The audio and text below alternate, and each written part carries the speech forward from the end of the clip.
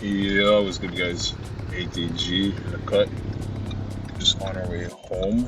We got our workout done. I'm feeling pretty good, I'm not gonna lie.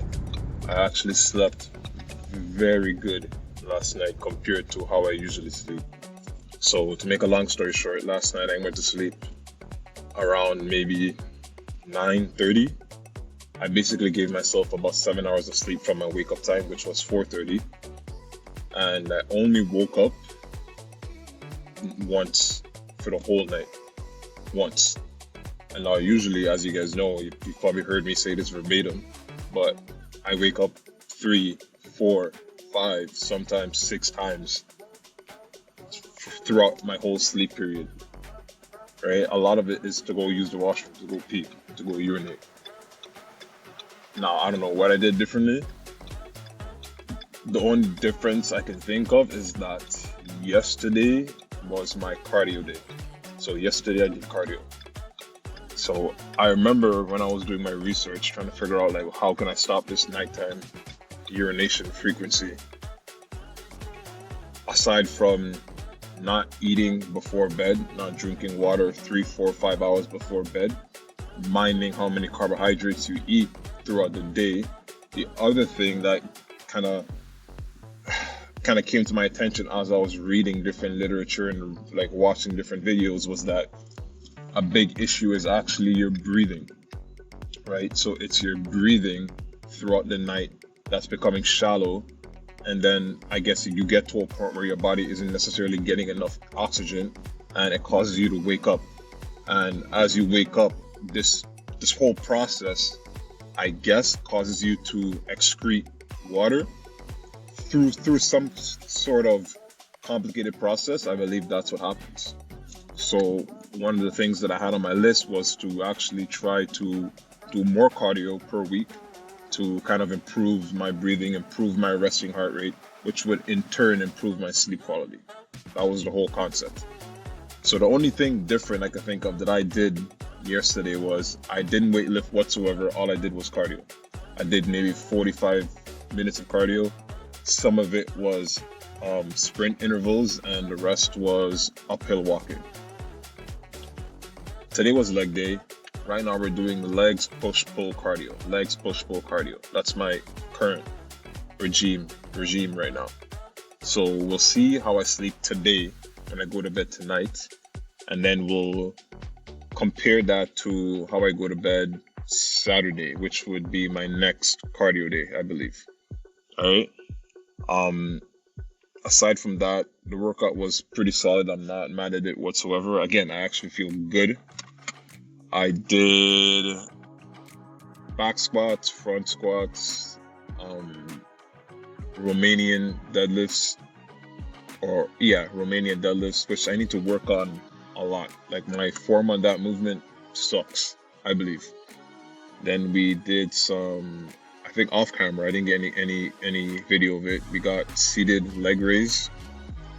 We got calf, I think it's curls, but I'm lying down flat. I'm not sitting, right? That machine. You guys know what I'm talking about. And then we did some seated calf raises.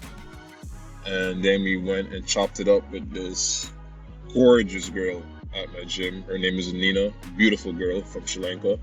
Chopped it up with her for a bit. And then that was it. That was the workout. I would have stayed a little bit longer, to be honest, and did some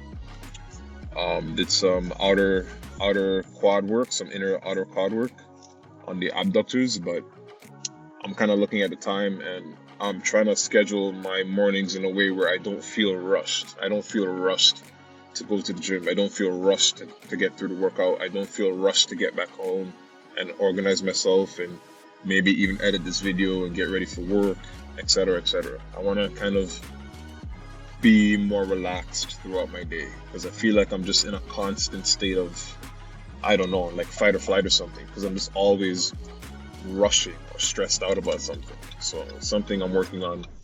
It's a process that I'm working on, trying to just learn to,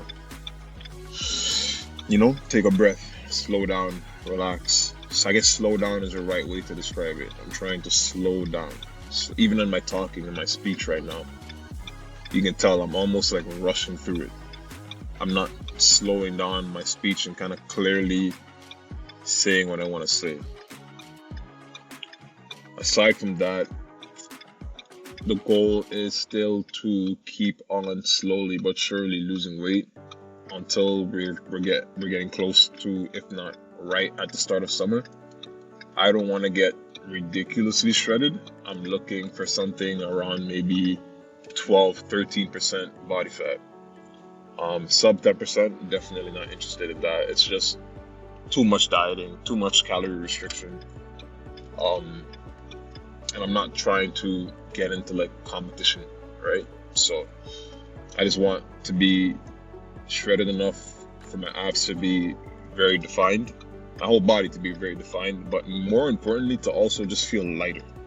I don't know about you guys, but whenever I lose weight, even if it's just 10 pounds, I feel significantly more, almost like I have like a bounce in my step when I'm moving around, right? Also, for activities like hiking and any type of sporting activities, my joints actually feel better. You know, my movement, my agility is a lot better. So that's kind of like my motivation to actually lose some weight. The other thing, obviously, is just to look good. We already mentioned that earlier, of course, right? And I plan on spending a lot of time this summer outdoors, right? Like a lot of time. So because of that, I kind of just want to be, I'm specifically hiking. I'm going to be hiking a lot. That's my goal for the summer. I want to just be outside in nature. And with that being said, if I'm going to have to go hiking and I run into a fucking bear, I want to be able to do the dash, right? I want to be able to run like Usain Bolt. So that's the motivation, man. I just got home. I'm not exactly sure what the plan is for the rest of the morning in my head yet before I head to work. But most likely, we don't want to be eating before bed. We don't want to be eating any food 5 hours before bed. So I want to eat something from now early in the morning and then have another meal maybe around 1-2 o'clock.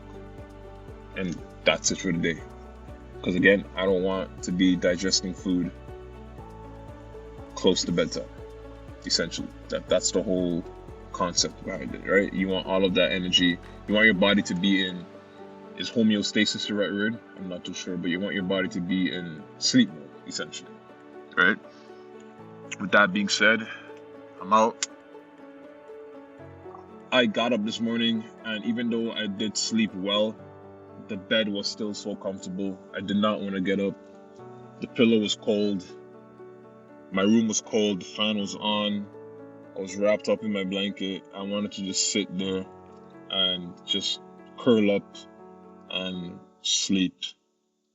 And I could have done that, but I count down to 10, from 10 to 1, got up, got to the gym, and I'm a happier person for it. I'm a better person for it. I feel more proud of myself for it. I feel like I've already done a massive productive thing for the day. You never regret going. Just always remember that. You know, those days when you just don't want to go and you talk yourself out of it, just remember that you'll never regret going, but you will regret not going. And you will always feel better after you leave the gym, after you go take your run, after you go do your stretching session, whatever it is, right?